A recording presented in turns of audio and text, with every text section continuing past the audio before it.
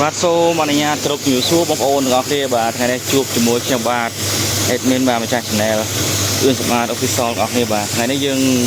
លេខសពឲ្យដងបាទនេះគឺសប្តាហ៍ទី1បងប្អូនបាទសប្តាហ៍ទី1ថ្ងៃទី5បងប្អូន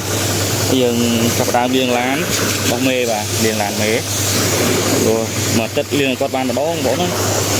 ផ្ទះគាត់នៅឆ្ងាយអញ្ចឹងទៅអត់បានលាងជាប់រហូតទេអញ្ចឹងមកទឹកលាងម្ដងប៉ុន្តែលាងម្ដងគឺយើងលាងឲ្យស្អាតឲ្យគាត់ណាដូចបងឃើញហ្នឹងបាទអត់ដីជាប់ស្រាំងបាញ់ទឹកអត់សំចេញណាបាទមើលខ្ញុំលាងស្មាតហើយតែស្អាតបានប្រហែល100%បងបាទចាំជួយ comment នៅក្នុងវីដេអូខ្ញុំបាទទាំងអស់គ្នាផងណាបាទដើម្បីជាការ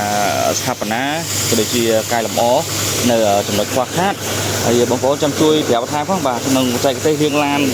បងប្អូនលាងយ៉ាងម៉េចបាទចាំជួយ comment នៅខាងក្រោមវីដេអូណា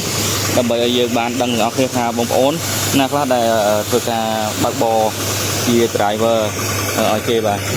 ចឹងបងប្អូនកុំភ្លេច comment នៅខាងក្រោមវីដេអូខ្ញុំបាទម្ដងមួយណាបាទអរគុណច្រើនបងប្អូនបាទ